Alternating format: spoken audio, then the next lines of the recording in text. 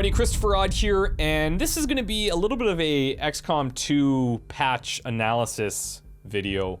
Something a little bit different, but what I wanted to do is walk through the changes that they've implemented in this recent patch that is now live, by the way. There are some gameplay implications, there's some small balance tweaks, a lot of performance stuff. I'll go through everything and just share my thoughts. When the patch went live, a lot of people were messaging me saying, oh, they nerfed mimic beacons, you're gonna have so much trouble, and yeah, it's not stoked about it, but we'll figure things out as we go. So let's just go through step by step. There's not gonna be a lot of visuals happening. I'm just on the XCOM 2 page. If you wanna just minimize and listen to this, that's totally cool. But I'll just give you my thoughts on all of the changes. So I'm gonna skip right down to the performance area. Let me make this a little bigger in case you do wanna read this along with me. So within performance, they've added a zip mode gameplay option, which is essentially borrowing from the stop wasting my time mod.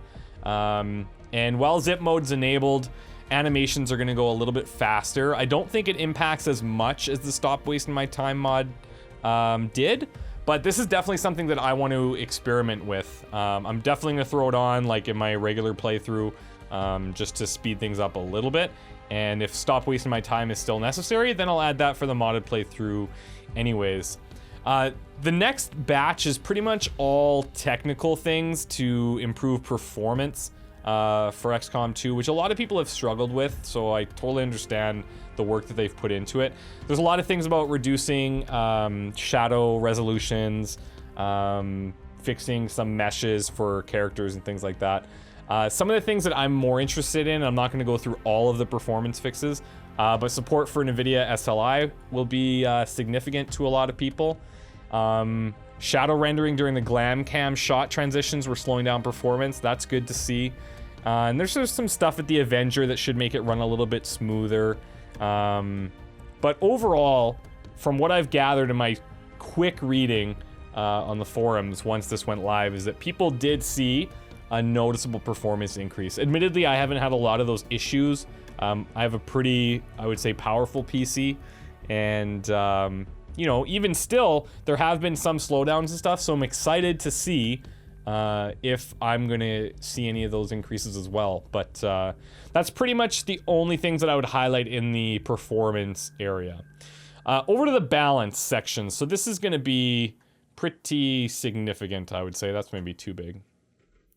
But mimic beacons have been rebalanced. The price is now $75. And I believe there was a little bit of a slip when these patch notes went up. I think originally it was saying that on Legend it was going to be 100 supplies to buy the mimic beacons and 3 faceless corpses. Now, the interesting thing about that is that you have your very first retaliation mission. Most likely you're going to get 2 faceless. I think there's some instances where you'll see 1, which would be really bad in that scenario.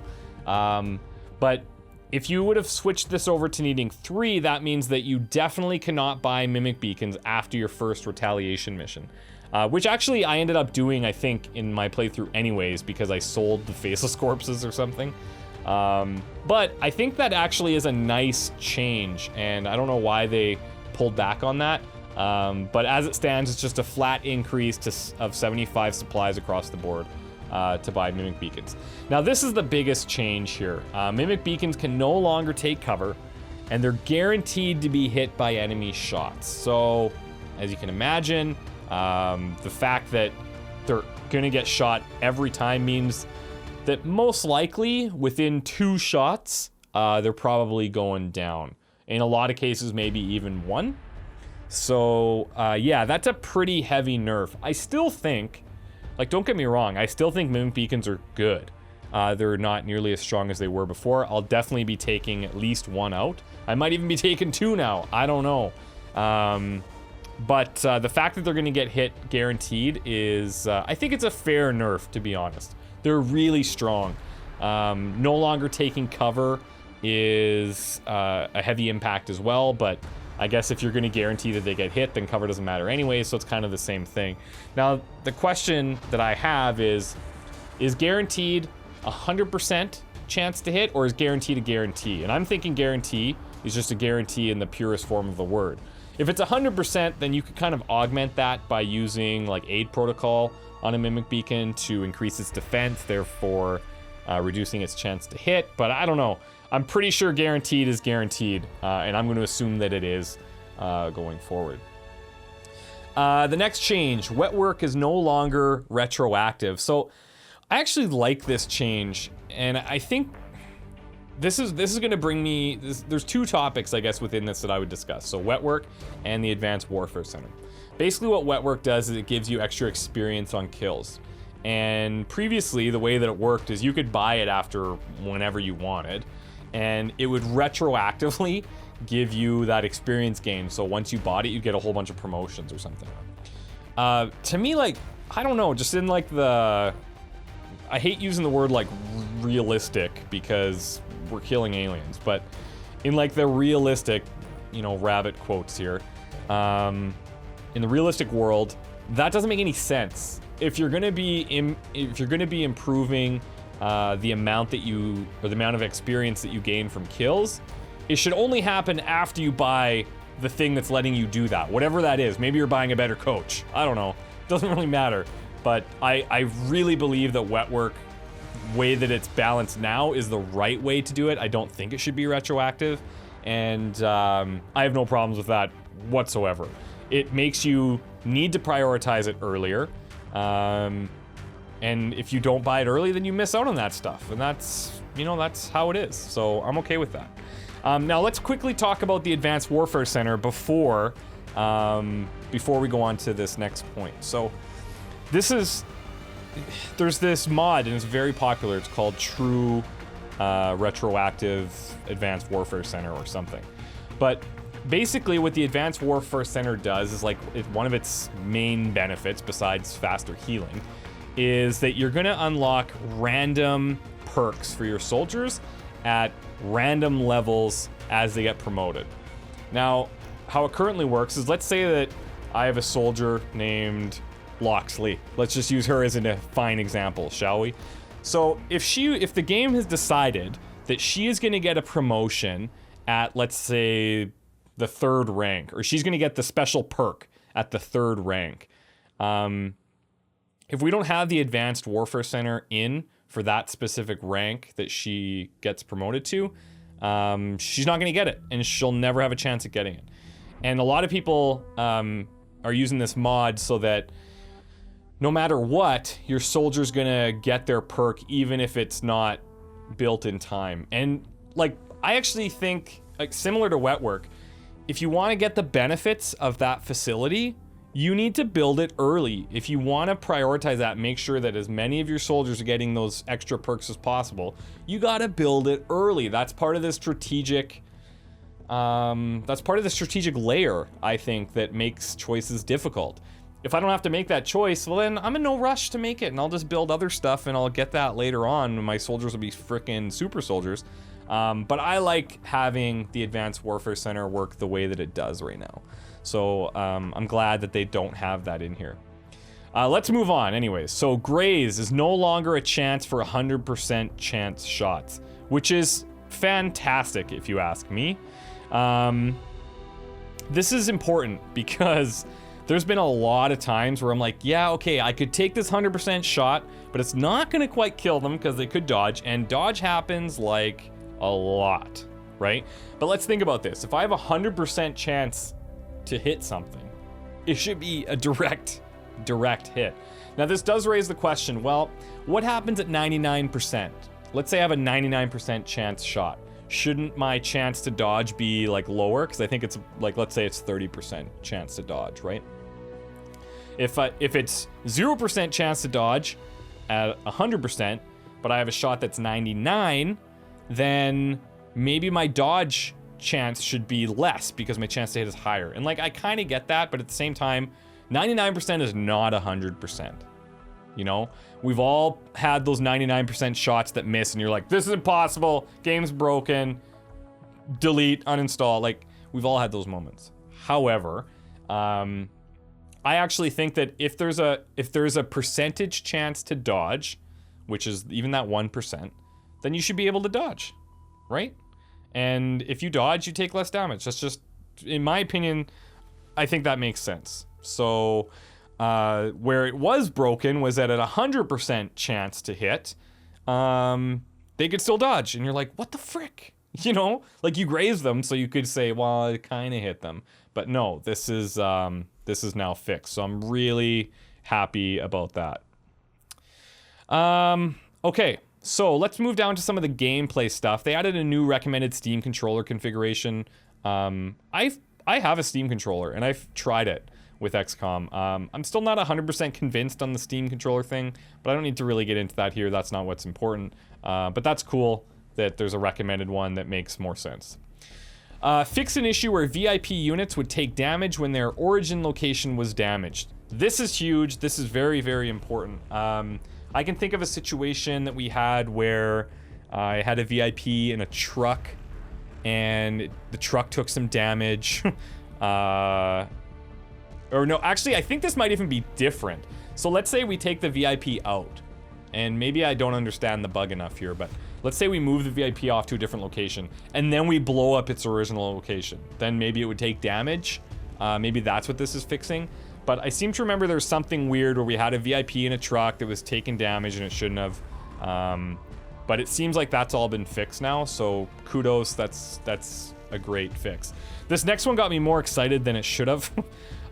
They fixed an issue where, you know how you would, let's say you were going into Overwatch and then the enemy approaches, it triggers Overwatch, and all of a sudden you see like these 3 promotion earned notifications on the right side of the screen. Well, that's been fixed. So you don't see the promotion earned until after the actions have taken place. That's awesome. It's just a little like quality of life thing, more of an annoyance than anything, but I'm glad that they've done that. Next up, fix an issue where civilians' path to the base of ladders blocked XCOM units. I can't recall if this has ever happened to me, but I kind of wish that they wouldn't fix that. I don't know if the civilians' path there intentionally because they knew that if they could get up to higher ground, they might be safer or something. But I think if a civilian randomly blocks a ladder, hey, they randomly block a ladder. The counter argument is, well, I'm an XCOM soldier, so I should be able to tell that civilian what to do, and they should react to where I want to go. And like, I could see that too, but I also like the fact that it creates a little bit more randomness. Regardless, that's out now, so they will no longer block ladders. Now, some character pool stuff where there's an issue where choices like class and attitude and props did not save. I don't know if that's like prevalent in every single character file. I actually have no idea. But the fact that they're looking into some of the character pool stuff is great. I cannot wait until they implement some sort of like sorting or search function within the character pool. That has to come at some point, I think. But actually, there's I don't know if you guys care about this, but I have a regular viewer of mine that reached out and actually built a program for me so that I can import and manage my character pool in there with sorting and like filtering by name and all that kind of stuff. So maybe down the road, once that's all finalized and he wants to share it, I'm not sure if that's his plan or not, but I'll share that with you guys if I can. Next, fix an issue where weapons did not keep names and customization options upon tier bump. This is huge. Like, just, I don't know. For me, if my guy has a, you know, camouflage green and brown weapon, like I want him to have that all the time. And so I'm glad that that's been fixed and I no longer have to worry about it after the fact. Even the weapon names, like I like that. And, you know, I can see, I don't know if it was done intentionally because it is technically a new weapon. But I think generally if people name a weapon, they want to keep it like for all the tiers. So I just think that's a nice fix to have. Fix an issue causing some scan timers to go into negative time. I don't think I've ever seen this, but seems like a nice fix to have. Engineering items that are full squad upgrades are now designated in the UI. That's cool. Another just quality of life improvement. Fix an issue where strategy project timers reset if a player started building a radio relay immediately after making contact with a region. Man, I wonder if that's ever impacted me. I've built radio relays right after making contact with the region before. Strategy project timers. So is that like things that we're building or researching the timers reset? Because if that's the case, I didn't notice, but hey, good fix. Fix an issue with POIs not spawning when first visiting the geoscape if beginner voiceover is turned off. So this one's kind of interesting. How it would work is if you have beginner voiceover turned off and you go to the geoscape, sometimes you just have nothing to do and you have to just scan and waste time. So that's a good fix, making sure that there's always something to go and get right away. Otherwise, it's like, what am I even doing here right now? Remove the start of turn hang during certain missions where enemy units had fallen out of the world. Autosaves and Iron Man saves made in these situations should now be playable. So I remember seeing a big thread about this on Reddit probably like a month ago. Well, yeah, pretty close, a long time ago, where somebody said that a chrysalid had gone off and like burrowed or something, and then they weren't able to load their save. It like broke their entire save, and there was no way around that. So seems like they've gone ahead and fixed that, thank God. Anything that breaks the save is really scary to me, and yeah, I'm glad that they've implemented that. Minimized action camera obstructions. So I'm pretty sure that like what this means is during Overwatch and stuff, sometimes we would go behind like a building, or sometimes we would be stuck behind a wall of some kind. And obviously it kind of takes away from how cool that camera looks. So if they've managed to fix all that, great. Minimize camera look at hopping during AI abilities. Just more camera fixes, that's all cool. Fix an issue where psi abilities did not trigger death cams. Okay, cool. I'm happy with that. All the camera fixes, great. This is something we definitely have to talk about, okay? So, Killzone now respects concealment status. This is a big change, and this is probably outside of the Mimic Beacon, this is probably the single biggest change of the patch. And what this now means is that you can no longer trigger Killzone during your concealment phase. So there is, aside from one way that I can think of, there is no way to trigger the enemy on their turn so that you get your kind of free turn in there. That's what Killzone was letting me do for the longest time. After they changed like the initial way of overwatching and letting the enemy kind of stumble into you, that's a big risk now because they have a chance at shooting back at you, and then you've got a soldier that's exposed and is probably dead. So now I'm thinking, how do I deal with that? Well, grenadiers are huge to start the party. You could set your guys into Overwatch and then launch a grenade and handle things that way. You can just launch the grenade and then deal with all of your other soldiers after the fact. There's still one item that I can think of though that will still be able to be used during concealment to trigger this, and that would be the proximity mine. So the way that proximity mines work is it's going to damage the enemies in a group around where the mine gets triggered. And you can set it during concealment. It doesn't even break concealment. And that way you could trigger that and have your guys Overwatch after that, I believe. That would probably work. But I don't know if they fixed the kind of bugginess with the proximity mines. I haven't seen anything about that in here, and that's a little bit unfortunate. But that being said, I think the whole time that Firaxis built this concealment phase, they've wanted it so that like we have to engage on the enemy. We have to make that first shot. And it's nice because like at least we do have that opportunity. But we've kind of been trying to find ways around that to manipulate it in a way that we get extra, we get the enemy to engage so that we get the extra turn.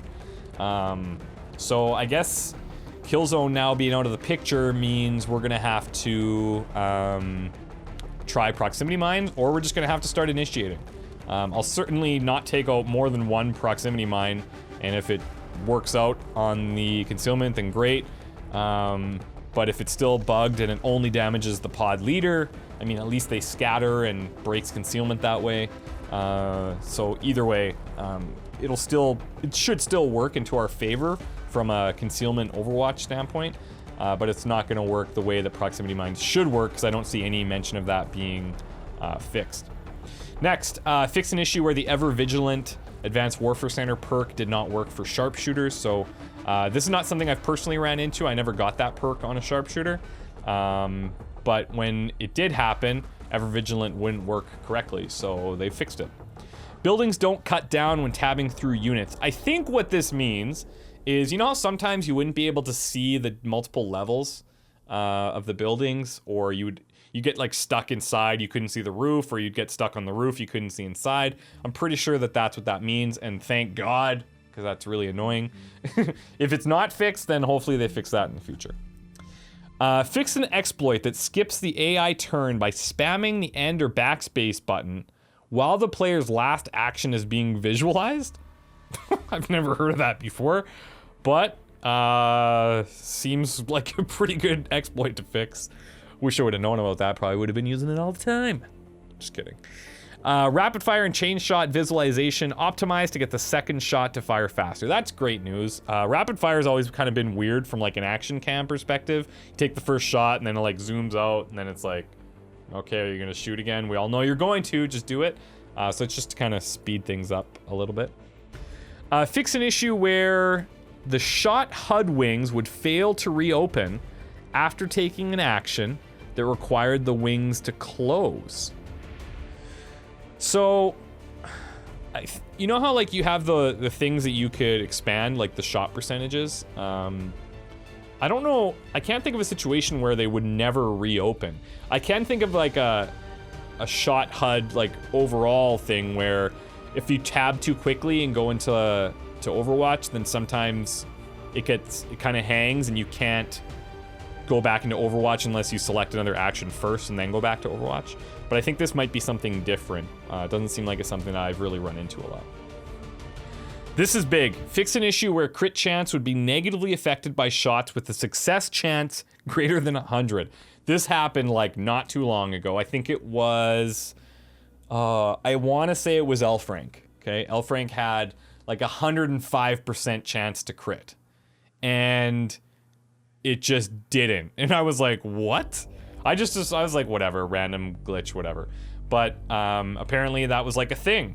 So I'm glad that that got fixed. It didn't happen all the time, because recently as well, we had a crit chance that was like 102, and that definitely critted. So I'm glad that that's being fixed. I actually hope that it shows it's just 100% and not like 105. But as long as it's working the way it's working, then that's fantastic. There's a couple of things here where the return fire hits cause long delays, alien reveals cause long hangs, wait actions cause long timeouts, and falling unit visualizations took a little bit longer. So that's all been optimized. I don't know how well or how fast those are going to be, but I think that's pretty good. Updated the Geoscape save description to use the localized HQ time instead of previously used GMT game time. So if you have a lot of save files, which I don't right now, I have like 2. I have my main campaign that I run, and I have like kind of a dick around campaign that I don't even get to spend any time in. But when I was doing the class videos, I would have like, I probably had 60 or 70 saves, and they would always get sorted in such a weird way by time. So that explains a lot, and I didn't know what the root cause was. But it looks like they're just going to use the localized HQ time, which is fantastic. Makes going through a bunch of your saves a lot easier if that's the thing that you do. I think most players only have a couple saves anyway, so it's not that big of a deal. But it's a nice quality of life improvement again. Next up, fix an issue with an invalid spawn point on a specific retaliation mission plot. Never had an issue with that, but I guess what could happen is on a specific mission plot for retaliations. I don't know if it just wouldn't spawn your whole group in or what. I'd be curious to know if any of you were ever impacted by that, but hey, it's fixed. And destroyed cover does not take reduced percent to hit on enemies. Destroyed cover does not take reduced percent to hit on enemies. So I don't know what that means exactly, but I think what it means is if you destroy the cover, you destroy the cover. Maybe in the previous world, they were still getting some of that reduction. That's what I'm thinking that means, but maybe I just can't grammar today. Let's go into a couple of other things. So this is really, really good. There's a new option to use the character pool creations until the pool is exhausted. So this is huge. This is like really, really great, especially for somebody like me that has this giant character pool and really wants people to just come from the pool. Previously, we had to go and do some I&I edits, which was a bit of a hassle. So I'm glad that they've gone ahead and just fixed that. So you have that option available. Bulletproofing bad saves from causing main menu crashes. I don't even know what a bad save could be, but apparently if you have them, you can crash the main menu. Fix an issue causing hitches in strategy. Don't know what that means either. Fix an issue where armor customization did not save. So that's actually really nice. Anything to do with customizing your soldier, like, I think is huge. You put a lot of time into your soldiers, and if they're not represented the way you want, it's a bit frustrating, right? Graphics. Unit highlighting flash when targeting units. Okay, cool. And then last, this is nice. Fix the slow communications with internet players, resulting in delays between actions, turns, and end of game screens. So I remember I've only played like a couple of multiplayer matches, and the time between turns was excruciating. Like, you're like, this can't be this bad, and it was. But it sounds like that's fixed, so that's good to see. And camera rotation to multiplayer, that's fine and dandy. I'm happy about that. Now, there are a couple of things that are not mentioned within here that that I would bring up as things that people still need to go ahead and fix. So, let me bring up my list here. It's just, I was taking some notes on my phone, so. Proximity mine glitches we talked about earlier. Now, smoke has been, it's been decided that smoke doesn't really do anything. It doesn't provide its defensive benefits as far as a lot of people can tell. I'll be honest, it's not something I've experimented with a lot, but if that's the case, that's really scary. Seems to be pretty widespread on the internet, but there's no mention of smokes being fixed here. There's also a weird glitch with the hazmat suits. I remember that it doesn't actually protect against acid as it says that it should. There's no mention of that being fixed here, so hopefully that comes soon.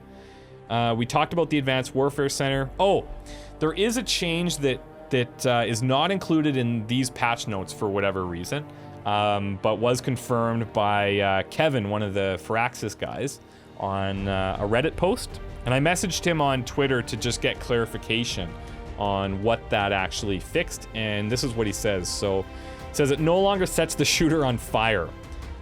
So when you have saturation fire on your grenadier and you shot it, it would set your guy on fire. I don't know if it was all the time or randomly, but like, obviously that's a big problem. And demolition, another grenadier ability where it would sometimes blow up cover, could also set you on fire. Great, those have been fixed. And it also prevents those abilities from destroying the shooter's tile. So let's say that you're high up on a building and you're using sat fire or demolition, it could destroy your tile. And then that's obviously, you can imagine what those implications are. So yeah, I think it's pretty cool. I think this is a good patch. That's pretty much everything that I can think of, and that's pretty much it. I don't know if this helped you guys at all. I don't know if you found it interesting. I'd be really open to hearing feedback if other patches go live in the future. If you guys want me to do kind of a similar thing, then I will do so. I think the way that these work best is if you go in reading it for the very first time to get like first time reactions, but I just wanted to put this in front of you, and some of you guys probably didn't know that it went live either, so this is a notification of sorts. So what is not really a large patch, hopefully it's an impactful patch though. It took me about 30 minutes to go through, so hopefully you guys enjoyed. I really appreciate the support on all the XCOM 2 stuff that you guys have been giving me. Like, I can't state that enough. I'm just really appreciative of that. I will be doing another playthrough once this campaign is done with a whole bunch of mods, and I'm really excited to see where XCOM goes. Like, there's already thousands of mods. Like, it's insane. And a lot of them are cosmetic, and that's really cool. There's some small, like, gameplay things here and there. What I can't wait for is, like, the big, like, Long War style mods. Co-op mods would be amazing.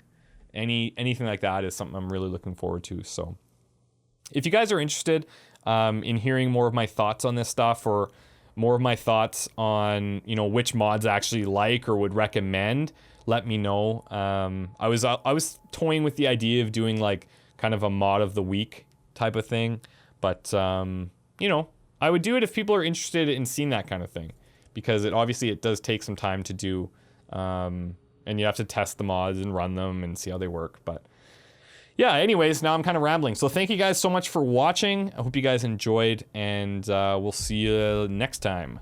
Bye.